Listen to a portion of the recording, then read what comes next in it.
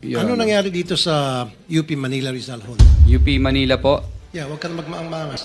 Mr. Chair, yung DPWs po sana ang makakasagot niyan. No, ikaw makakasagot ito. Proyekto mo to eh. That's stupidity. Kanina nabanggit mo, lahat ng project ninyo ay okay on the level kasi ina-assess ng DPWH after you accomplish that project. Opo.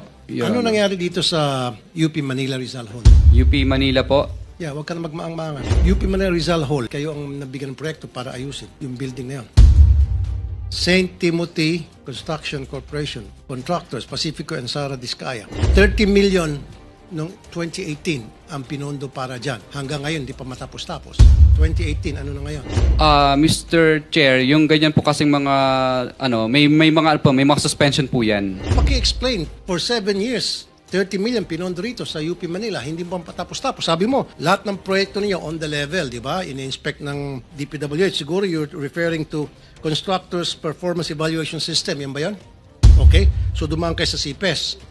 So, kung dumaan kayo sa CPES, bakit itong 2018 na project nyo sa UP Manila hanggang ngayon, yung Rizal Hall, hindi pa tapos-tapos na binadgetan na 30 million. So, mga estudyante, hindi nagagamit yun. So, tumatambi na lang sa labas. Mr. Chair, yung DPWs po sana ang makakasagot niyan. No, ikaw makakasagot ito. Proyekto mo to eh. Hindi naman sa DPWH binigyan 30 million. Sa iyo binigyan 30 million. O bakit may tulak sa DPWH? May mga time suspension po 'yan, extension. Then explain to us. Because this has been for 7 years. And you cannot explain?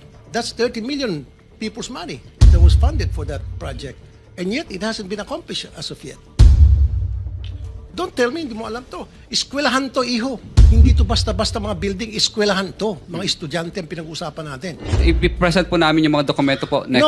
No, it hasn't been accomplished. May mga kausap kami doon sa eskwelahan. Baka mamaya papuntahin ko dito yung professor. Baka Yung duruin ka professor pa. po doon, hindi po nila ina-approve pa po yun na makapagtrabaho. Well, then bakit mo tinanggap yung 30 million since 2018? Hindi kayo na-approbahan ng professor. Siyempre, yung professor papayag yun. Kapakanan ng eskwelahan yun. Kapakanan ng mga estudyante nila yun. Ba't di kayo papayagan ng professor na magtrabaho doon? That's stupidity.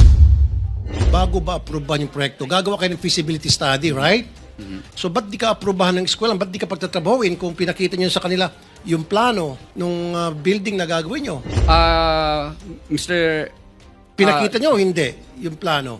Siyempre, bago nyo gagawin yon, kasama yung mga taga-DPWH, kung kailangan, tatawagin yung eskwelahan at papakita nyo, pipresenta nyo, ito po yung plano na gagawin namin. Ito yung structure. Ang gumawa po ng plano, si PWS po. Oh, bakit di matapos-tapos? Ah, Sino sa DPWH? Turo mo. Andito ba? Mga district engineer po. Anong pangalan?